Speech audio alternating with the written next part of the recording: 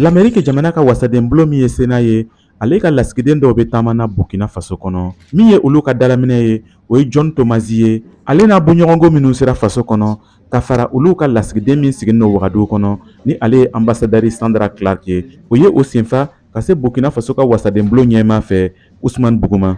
John Thomas ka fɔta ra, ale nana ka se ka sigi ka fɔ kɛ ni Burkina Faso ɲɛmaaw ye, o bɛ se ka tigɛ di ɲɔgɔnmɛ min bila sen kan. Thank you. We are here today to meet with members of the legislation.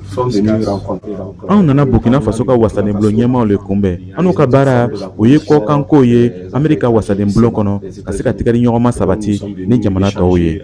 O le kosɔn an y'a ye ko a danganin don an kana se ka baro kɛ ni faso ka wasaden bulon ɲɛmaaw ye ka se ka filɛ an bɛ se ka dɛmɛ min exchanging ideas and trying to build our relationship. O tɛmɛnen kɔ, John Thomaseski ale ni Ousmane Buguma ka sigi ka fɔ bannen kɔ, ale y'a fɔ ko Burkina Faso ale ni l'Amérique tigɛdi ɲɔgɔnma bi olu jamana fila ninnu cɛ kabiri san caman. Il est nécessaire qu'en tant que partenaire nous puissions nous retrouver régulièrement. A nana tuma min na ko teriya tigɛdi ɲɔgɔn bɛ an n'u ka jamana fila ninnu cɛ. Danganin don an ka se ka to ka sigi ka fɔ kɛ ka filɛ an bɛ se ka ɲɔgɔn dɛmɛ ka taa sira minnu na i n'a fɔ lankanabaliya ani adamadenw yɛrɛ ka basigi ko kan n'an ko défi humanitaire.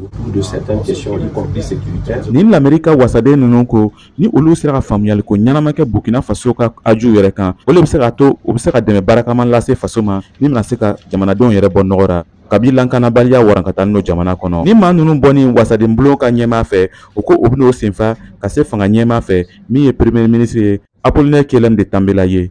Nin tun ye Kadɛrɛ Tarawele kumakan ye ka bɔ Wagadugu, Burkina Faso.